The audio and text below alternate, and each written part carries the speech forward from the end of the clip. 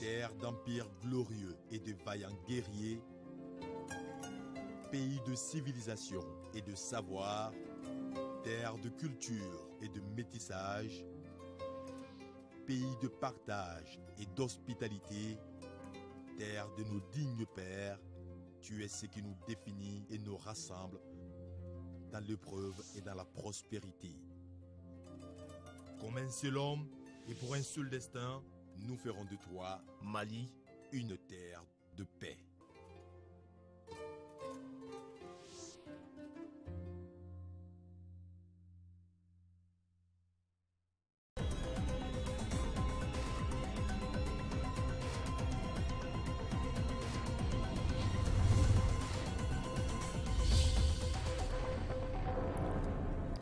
Accord pour la paix et la réconciliation, signature d'une convention entre le Mali et la Banque mondiale d'un montant de plus de 9 milliards de francs CFA, ce dont servira à la réinsertion de 4000 ex-combattants démobilisés au sein des communautés locales. Lancement de la troisième phase du programme d'urgence pour la relance du développement des régions du Nord. D'un coût total de 7,7 milliards de francs CFA, une part importante de ce budget est réservée aux régions de Ménaka et de Taoudini. Voilà pour le sommaire. Bonsoir à tous. Ibrahim Djombele, bonsoir également à toi. Bonsoir, Dania Aliou Traoré. Donc, vous êtes là pour la lecture du Conseil des ministres qui s'est réuni en session ordinaire ce mercredi dans sa salle de délibération au palais du Koulouba sous la présidence du président de la République, Ibrahim Boubacar Keïta. Après examen des points inscrits à l'ordre du jour, le Conseil a adopté des projets de texte et c'est à vous.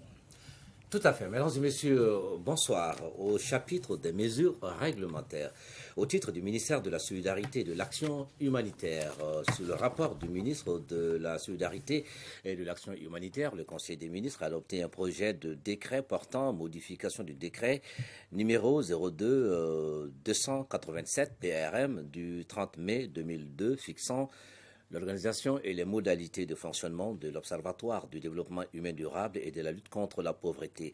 L'Observatoire du développement humain durable et de la lutte contre la pauvreté est un établissement public à caractère scientifique créé par l'ordonnance du 29 mars 2002. Il a pour mission d'entreprendre des études et recherches dans les domaines du développement durable et de la lutte contre la pauvreté. Le projet de décret adopté détermine la durée du mandat et les modalités de remplacement des membres du conseil d'administration de l'Observatoire du développement humain durable et de la lutte contre la pauvreté. Il révise enfin le seuil de passation des marchés de cette structure pour lui permettre de diligenter et de réaliser de manière efficace des études et des recherches dans le cadre de la mise en œuvre de ses missions. Au titre du ministère de l'Économie et des Finances, sur le rapport du ministre de l'Économie et des Finances, le Conseil des ministres a adopté un projet de décret portant approbation du marché relatif à l'évaluation du processus de ciblage du programme de filets sociaux et Djigi Semeiri, élaboration de l'étude d'impact deuxième et troisième phase. Le marché relatif à l'évaluation du processus de ciblage du programme de filets sociaux Djigi Semeiri, élaboration de l'étude d'impact deuxième et troisième phase, est conclu entre le gouvernement de la République du Mali et l'Institut international de recherche sur les politiques alimentaires pour un montant, toute taxe comprise, de 847 937 890 francs CFA environ et un délai d'exécution de 24 mois. Le programme de filets sociaux Djigi Semeiri a pour objectif de mettre en place des transferts monétaires ciblés aux ménages pauvres et souffrant d'insécurité alimentaire et d'établir les piliers d'un système national de filets sociaux au Mali. L'exécution du présent marché permettra de renseigner le gouvernement du Mali et ses partenaires sur l'efficacité du programme en termes notamment de réduction de la vulnérabilité à l'insécurité alimentaire et nutritionnelle et d'amélioration des ressources et moyens d'existence des bénéficiaires. Le financement du marché est assuré par l'Association internationale de développement. Au titre du ministère des Maliens de l'extérieur, sur le rapport du ministre des Maliens de l'extérieur, le Conseil des ministres a adopté 1. Un projet de décret portant modification du décret numéro 2015-0883 PRM du 31 décembre 2015 et fixant l'organisation et les modalités de fonctionnement de la délégation générale des Maliens de l'extérieur. 2. Un projet de décret portant modification du décret numéro 2015-0886 PRM du 31 décembre 2015 et fixant le cadre organique de la délégation générale des Maliens de l'extérieur. Et 3. Un projet de décret fixant le cadre organique des antennes d'accueil, d'information et d'orientation de la délégation générale des Maliens de l'extérieur. La délégation générale des Maliens de l'extérieur est créée par l'ordonnance du 31 décembre 2015 avec pour mission d'élaborer les éléments de la politique nationale de migration en matière d'administration, d'assistance, de protection et de promotion des Maliens de l'extérieur. La mise en œuvre des décrets du 31 décembre 2015 relatifs à l'organisation, aux modalités de fonctionnement et au cadre organique de la délégation générale des Maliens de l'extérieur a révélé des insuffisances qu'il convient de corriger. Les présents projets de décrets sont adoptés dans ce cadre. Ils réaménagent l'organisation et les modalités de fonctionnement de la délégation générale des Maliens de l'extérieur et en fixe l'effectif de son personnel et des cellules de ses antennes d'accueil, d'information et d'orientation. L'adoption des présents projets de décret participe de l'amélioration du cadre institutionnel de gestion des Maliens de l'extérieur. Voilà, Nyanya Alou Traoré, tout ce qu'il fallait retenir du Conseil des ministres de ce mercredi. Ça a été rapide, Ibrahim Adjomari. Absolument, merci et bonne suite. Merci, merci. Alors, la suite de ce journal. Le chef du gouvernement tunisien, à la tête d'une forte délégation, est arrivé en début de soirée à Bamako pour un séjour de 24 heures. Youssef Chaïd, qui occupe ce poste depuis août 2016, a été accueilli à sa descente d'avion par le Premier ministre malien Modibo Keïta. Et nous aurons les impressions du chef du gouvernement tunisien au micro de Khalifa Namatraoui au cours de ce journal. Hier, dans la soirée, le Premier ministre a rencontré les centrales syndicales suite à la grève illimitée des syndicats de la santé. Modibo Keïta sollicite leur implication pour une rapide sortie de crise. Moussa Fani nous apprend également que le chef du gouvernement a donné des instructions aux ministres concernés d'organiser une rencontre dans un bref délai pour un changement positif de la situation. Reportage. Au cours de cette rencontre, il a été question de l'avancement des négociations entre le gouvernement et les syndicats de la santé. Selon le secrétaire général de la Fédération des syndicats de la santé et de l'action sociale, les différentes parties vont se retrouver dans un bref délai pour un dénouement heureux de la situation. Le Premier ministre a donné l'instruction aux membres du gouvernement de rencontrer rapidement les syndicats pour une sortie de crise. Donc au jour d'aujourd'hui, nous pouvons dire que dans les jours à venir, la négociation va reprendre rapidement et pour que nous puissions trouver une sortie de crise. Il y a des solutions vraiment qui vont dans le sens de l'amélioration des conditions de travail. Nous sommes prêts un jour à lever le mot d'ordre de grève. Pour le ministre Moundagatalo, le gouvernement fera tout son possible pour la satisfaction des syndicats, ce qui permettra de soulager les populations. Le Premier ministre a reçu ensemble les deux syndicats représentatifs de la santé. À tous les deux, il a commencé par dire à quel point il a un respect et une profonde considération pour les agents de santé. Le Premier ministre a donné des instructions très claires au ministre. Être d'une écoute attentive vis-à-vis des syndicats. Il a réitéré son souci de faire en sorte que tout ce qui est possible soit fait, mais qu'aucun engagement impossible à tenir ne soit pris parce qu'à terme, ça altère la confiance et par conséquent le climat social. Auparavant, le Premier ministre avait rencontré les 4 centrales syndicales du pays, notamment l'UNTM, la CSTM, la CTDM et la CMT. Les échanges ont porté sur la meilleure implication des différents syndicats pour une sortie de crise. Monsieur le Premier ministre, chef du gouvernement, a souhaité rencontrer l'ensemble des centrales syndicales de notre pays. Le message du Premier ministre a été extrêmement clair. Il prévoyait de rencontrer les syndicats de la santé. Mais avant, il a pensé devoir parler avec les centrales syndicales pour réitérer sa volonté d'apaiser le climat social et de solliciter ces différentes centrales pour que le dialogue avec les membres du gouvernement puisse être permanent. Cette approche participative du chef du gouvernement devra permettre de trouver une solution durable à la grève illimitée des agents de la santé. C'est là au bonheur des populations. Le Mali et la Banque mondiale viennent de signer un accord de don de plus de 9 milliards de francs CFA. Ce montant permettra la réinsertion de 4000 ex-combattants démobilisés au sein des communautés locales. Ce projet rentre dans le cadre de l'accord pour la paix et la réconciliation nationale. Khadija Toukouné, les détails. Plus de 9 milliards de francs CFA pour appuyer les 4000 ex-combattants dans leur réinsertion. Ce fonds est un pas important dans le processus en cours de DDR qui réellement doit ramener la sécurité et la stabilité dans le nord et dans le centre du Mali. La deuxième chose aussi, ça prouve que, en tout cas, par rapport aux engagements que l'État malien a donnés dans l'accord, nous sommes prêts à démarrer le processus de désarmement. Et maintenant, ces fonds qui doivent couvrir la réinsertion, c'est-à-dire ceux qui ne vont pas opter pour les forces armées et de sécurité.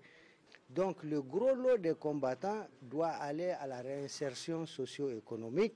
Et maintenant, voilà que des fonds sont disponibles pour ceux qui vont remplir les critères de désarmement. Cette signature d'accord de don entre le ministère de l'Économie et des Finances et la Banque mondiale va en droite ligne de la relance économique et du développement durable. Cet appui de la Banque mondiale permettra de renforcer la sécurité, la stabilité macroéconomique afin d'instaurer une paix durable.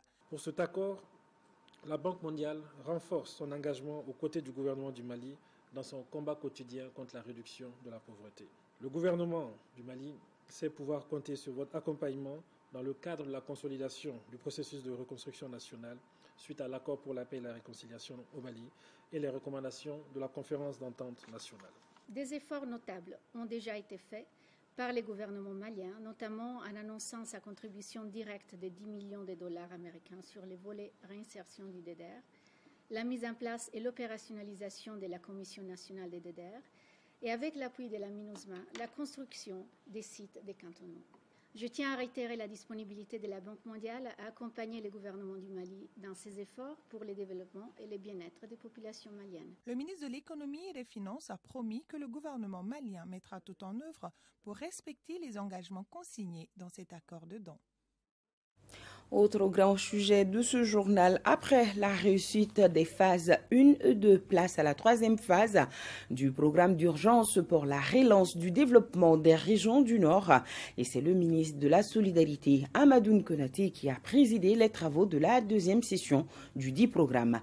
Pour cette troisième phase, l'État a programmé 7,7 milliards de francs CFA, un montant réparti entre les régions de Ségou, Mopti, Tombouctou, Gao, Ménaka et Taoudéni.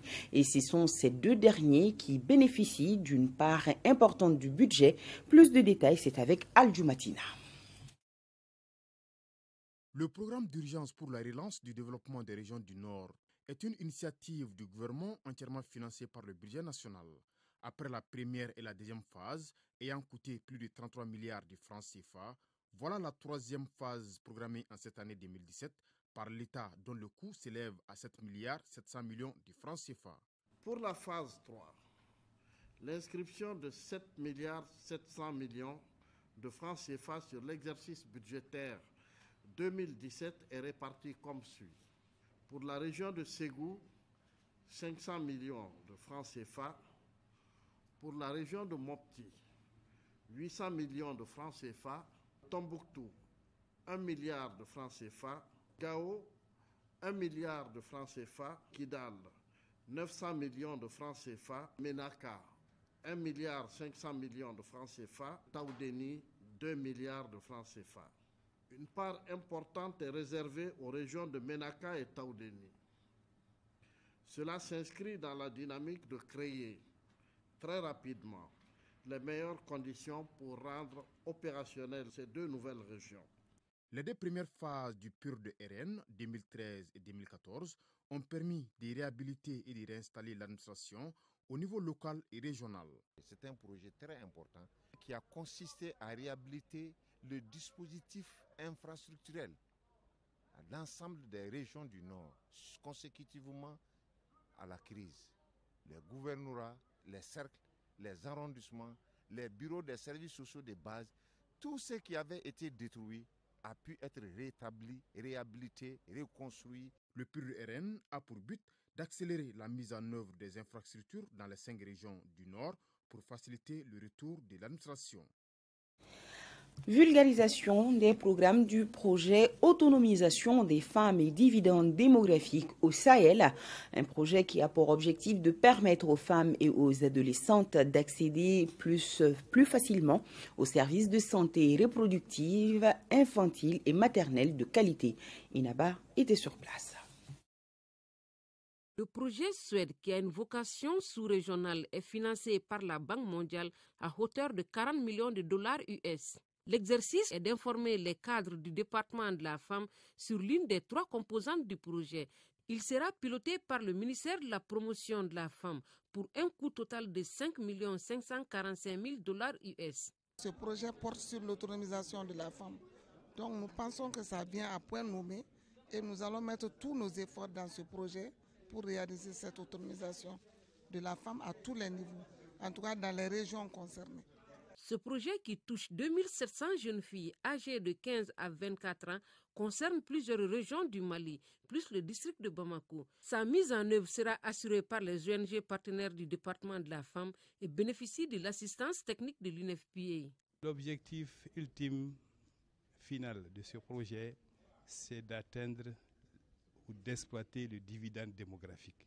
Le dividende démographique, c'est une question démo-économique qui dépend du ministère en charge de la population.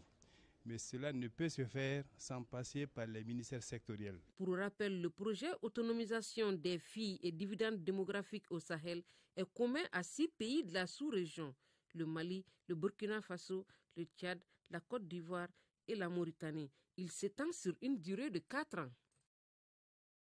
La Commission Vérité, Justice et Réconciliation et les réseaux de la défense des droits de l'homme du Mali ambitionnent de combiner leurs efforts et leur expertise mutuelle en vue de rendre service aux victimes.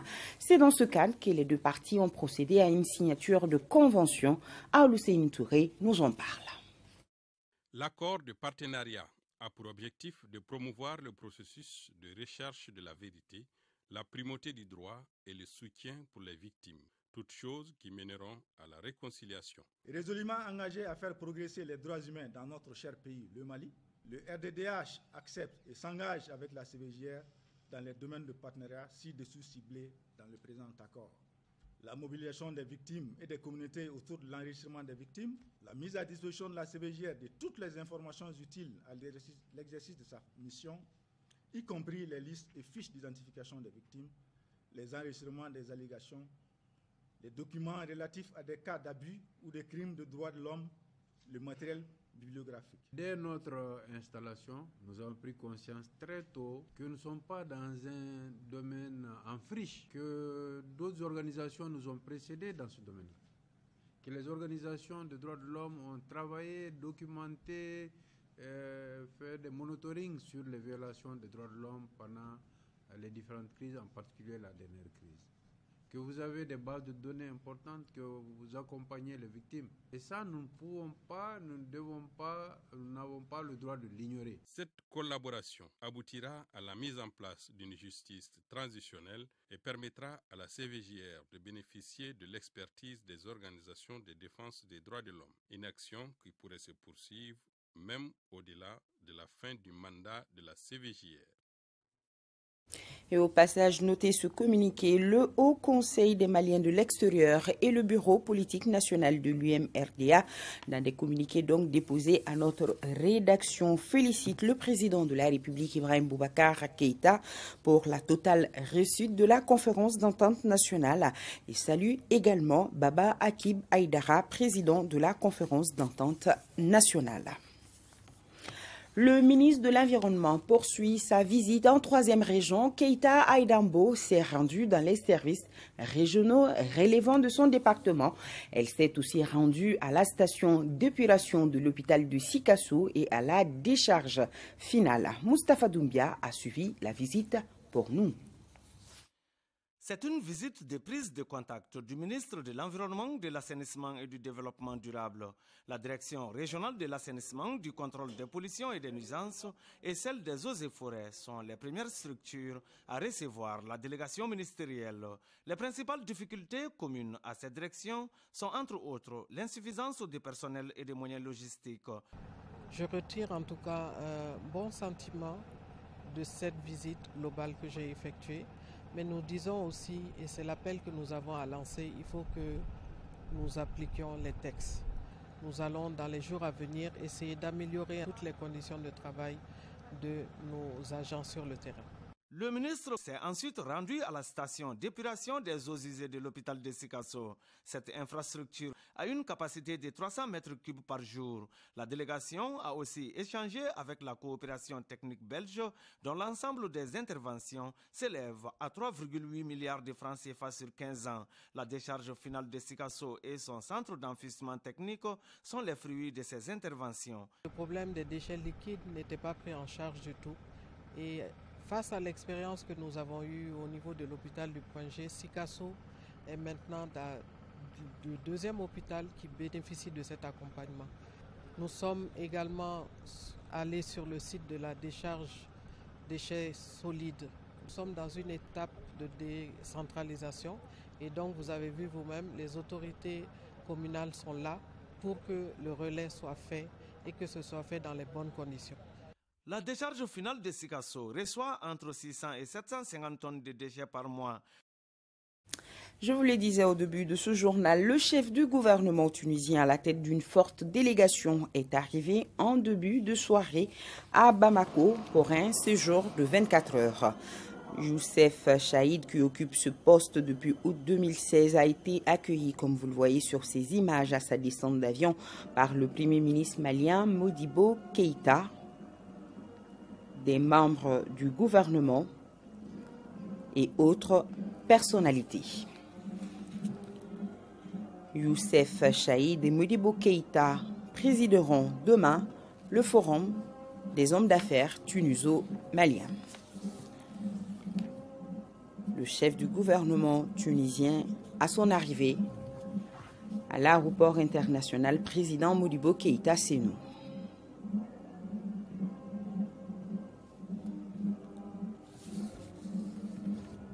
Accueilli par des membres du gouvernement. La visite donc au Mali de Youssef Chaïd vise à redynamiser la coopération entre nos deux pays dans le domaine économique et surtout dans la lutte contre le terrorisme. Le chef du gouvernement tunisien est au micro de Khalifa Namatraoui. Nous sommes très contents et très heureux d'être ici au Mali, dans un pays frère. La Tunisie et le Mali entretiennent des relations historiques.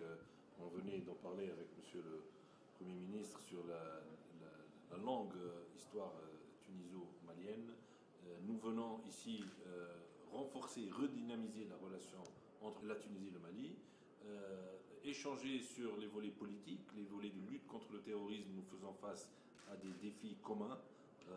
Également sur le volet économique, nous sommes accompagnés d'une très forte délégation de plus de 100 entreprises tunisiennes et 100 hommes d'affaires qui sont venus avec nous pour explorer les opportunités d'échange avec leurs frères maliens. Nous pensons qu'il y a vraiment, on peut vraiment hisser le niveau des relations économiques, commerciales, l'échange d'expertise entre nos deux pays dans une vision gagnant-gagnant pour l'intérêt des deux peuples.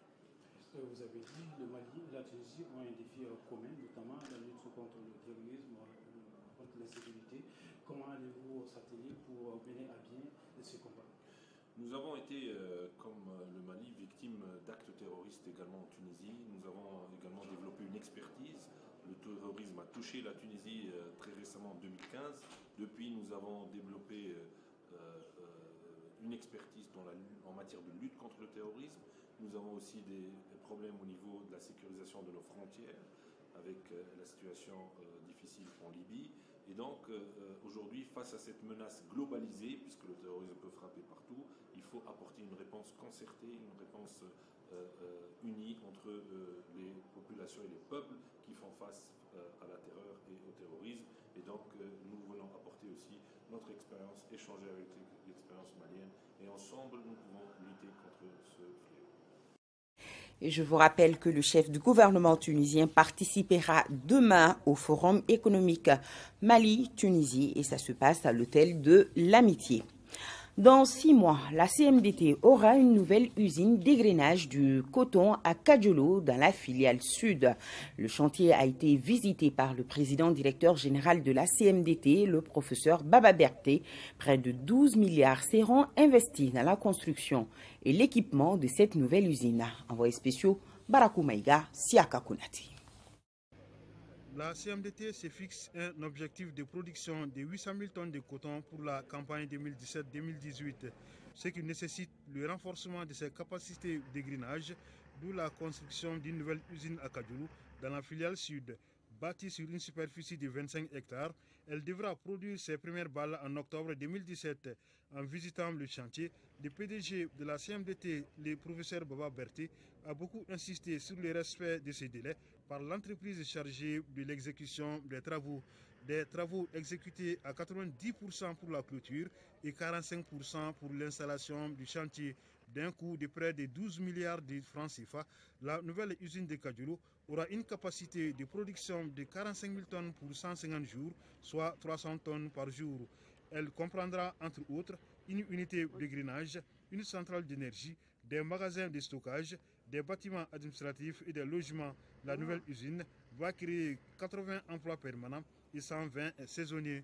Kemparana aura aussi une nouvelle usine qui s'ajoutera à celle déjà existante depuis 1963. Le site, qui a une superficie de 50 hectares, a été visité par les PDG de la CMDT. Le financement n'est pas encore bouclé, mais cela ne sera tardé et les travaux démarreront dans les prochains mois, a assuré le visiteur du jour, qui s'est également rendu à l'usine de fabrique de semences de coton et d'emballage de Kouchala. Hier, 4 avril, c'était le 57e anniversaire de l'indépendance du Sénégal.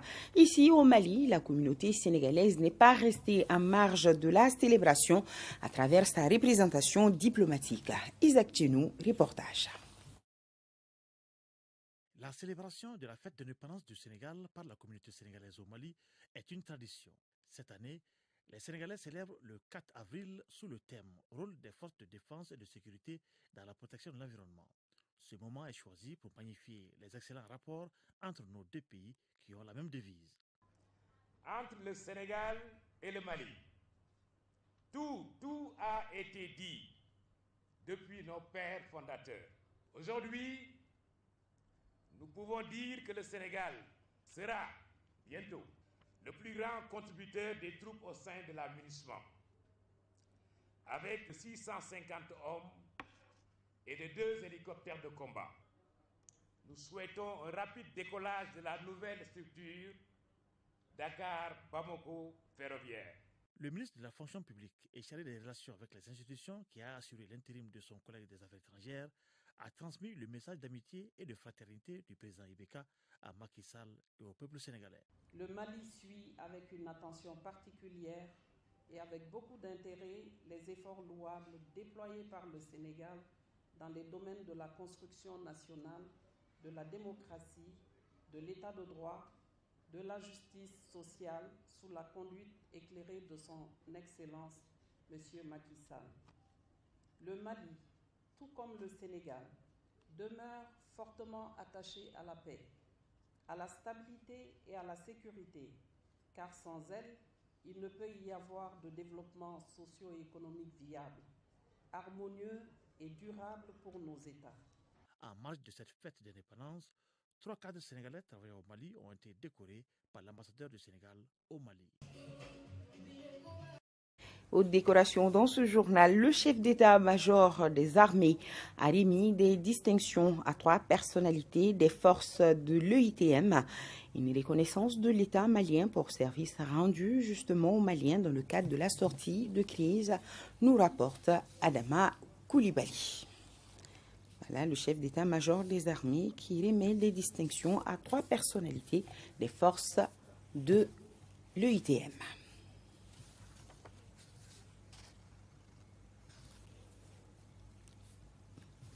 Voilà, remise de distinction par le chef d'état-major des armées. Les syndicats de l'éducation signataires du 15 octobre 2016 ont marché ce matin à Bamako, Koulikoro et Sikasso.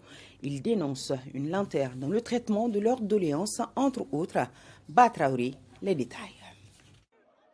Munis des pancartes sur lesquelles on pouvait lire « Oui au statut autonome, non à la discrimination sociale », les marcheurs sont partis du monument de l'indépendance au ministère du Travail et de la fonction publique en passant par la place du souvenir. Devant le ministère chargé du Travail, ils ont lu une déclaration résumant leurs préoccupations.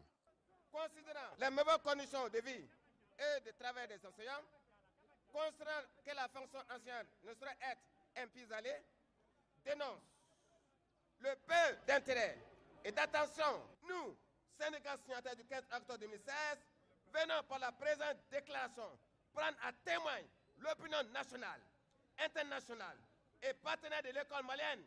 Nous tenons à dire et à réaffirmer au gouvernement que nous avons toujours été ouverts au dialogue et resterons dans cette dynamique.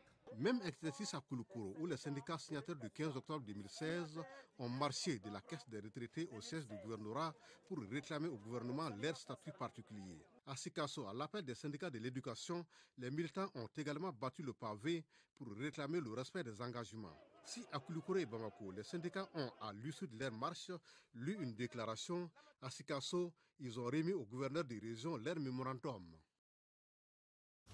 La justice au service des justiciables, c'est en tout cas l'objectif recherché par l'association Demesso en partenariat avec le PNUD de l'ambassade du Royaume des Pays-Bas au Mali. Elle est en campagne en 5e région. Mamar Ibrahim Touré, correspondance. Cette cérémonie consacre l'ouverture officielle du bureau d'assistance juridique et judiciaire du tribunal de grande instance de Mopti. L'infrastructure se compose de 2 bureaux équipés, une salle de réunion, 2 toilettes et un magasin, puis les logements du président du tribunal de grande instance de Mopti et le procureur. Elle est le fruit du partenariat entre l'association Demesso et l'ambassade des Royaumes des Pays-Bas au Mali pour plus de 100 millions de francs CFA. Nous sommes en train de lancer les bureaux afin d'informer les justiciables, de les orienter, de les accompagner et de les assister dans leurs procédures. Nous les appelons vraiment à les fréquenter car ils sont là pour eux. Le bureau de Mopti répond à un besoin d'accessibilité des justiciables démunis à la justice, une volonté des autorités appuyée par l'ambassade des Royaumes des Pays-Bas au Mali. Les bureaux d'accès à la justice, ce sont des centres qui vraiment améliorent l'accès à la justice. Ils facilitent l'accès à la justice pour plus de 5 millions habitants du centre et du nord du Mali. L'inauguration du BAJ est une occasion opportune pour les populations de la région de Mopti de s'approprier de la justice. Les populations auront sans nul doute un lieu où elles auront l'écoute, un lieu où elles seront orientées pour la voie à suivre après chaque jugement. Cette initiative du Royaume des Pays-Bas au Mali vise à soutenir les actions du gouvernement dans la reconstruction et la réhabilitation des bâtiments publics après la crise. Lancement d'une étude d'évaluation pour la promotion des énergies renouvelables dans notre pays, une initiative de l'Agence des énergies renouvelables et son partenaire IRINA. L'étude a pour objectif de combler les insuffisances liées au secteur de l'énergie et de développer l'état de préparation aux énergies renouvelables pour l'atteinte des objectifs du développement durable. INABA.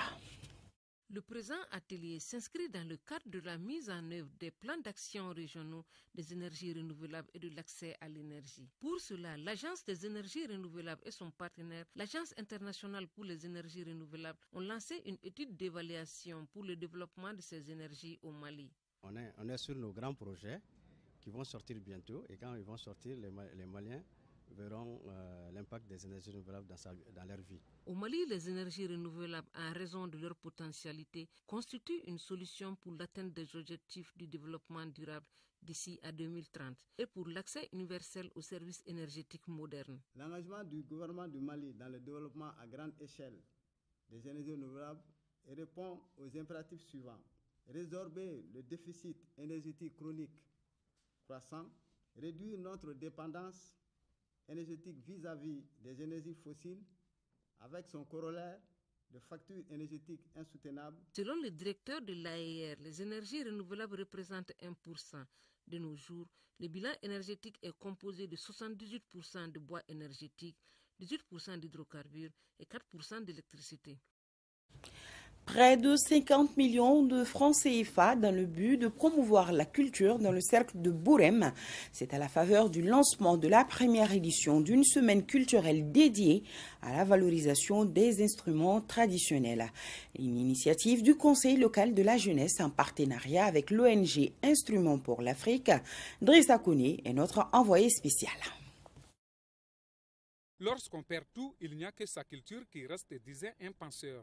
C'est convaincu de cet adage que le Conseil local de la jeunesse de Bourem, en partenariat avec l'ONG Instruments for Africa, a initié cette semaine culturelle pour valoriser les instruments traditionnels. Cette édition dénommée Mborogan, datée en tamashek dont le nom Bourem tire ses origines, a pour thème « Vivons notre culture pour vaincre la violence ». Nous sommes ici à Bourem pour la cérémonie d'ouverture des journées culturelles de paix, de cohésion sociale entre nous jeunes à travers bien sûr la culture.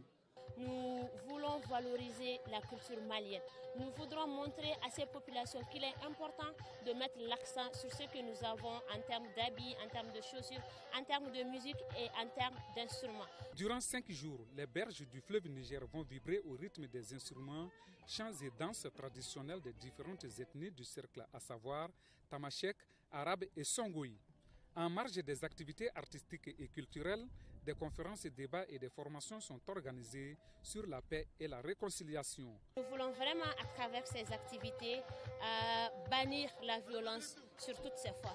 Parce que c'est à travers ça seulement que les populations peuvent se mettre ensemble pour travailler et pour que nous ayons un Mali de paix. Ce rassemblement constituera une opportunité supplémentaire à mieux former la jeunesse, la mettant à l'abri de la radicalisation, véritable vivier de l'extrémisme violent. Ce grand rendez-vous de Bourem a commencé par une caravane qui a sillonné toutes les communes en distillant des messages de paix et de cohésion sociale. À l'issue de cette semaine, les meilleurs groupes artistiques seront primés. Parlons à présent de cette grande rencontre des Dantais à Kangaba. Ils se sont donné rendez-vous les 11 et 12 mars dernier dans la commune rurale de Minidjan. Il s'agissait à travers cette rencontre d'expliquer à la population l'origine du patronyme Dantais et le lien qui existe entre eux et les Keïta. Suivons ce reportage de Mamadou Koké-Kone avec la voix de Cheikh Oumar Sangari. La présente rencontre vise à cultiver et renforcer les liens entre les frères Dantais. Il s'agit également d'édifier les jeunes sur le patronyme Dantais et les relations sociales qui existent entre Dantais et Keïta. Dantais est composé de dents, qui veut dire limite. Tay voulant dire en quelque sorte sans. Alors, Dantais veut dire sans limite. Premier du genre à Kangaba, ce rendez-vous a suscité beaucoup d'intérêt auprès des Dantais qui sont venus pour l'occasion du Mali, de la Guinée-Conakry et de la Côte d'Ivoire. La délégation de la Guinée-Conakry est composée des Dantais de plusieurs contrées. Nous sommes les descendants des Sarabiens Dantais, tout comme ceux de Kangaba. Nous voulons l'entente entre tous les Dantais du monde. Les autorités du cercle ont mis le forum à profit pour lancer un appel à la jeunesse de la commune rurale de Minidjan. Et aujourd'hui, la génération montante a tendance à oublier ça. Nous qui sommes initiés à beaucoup de choses, ça nous fait revivre le passé de nos ancêtres, de nos grands-parents, et ça donne aussi du chemin à la nouvelle génération. Dans un Mali à la recherche de la paix, les Dantais entendent pleinement jouer leur partition dans la consolidation du vivre ensemble. Lecture du Saint-Coran et bénédiction du patriarche de la famille pour le Mali ont sanctionné la rencontre des Dantais à Kangaba. On va dire merci aux Dantais pour leur fidélité à l'ERTM. C'est tout pour ce journal. Bonsoir à tous.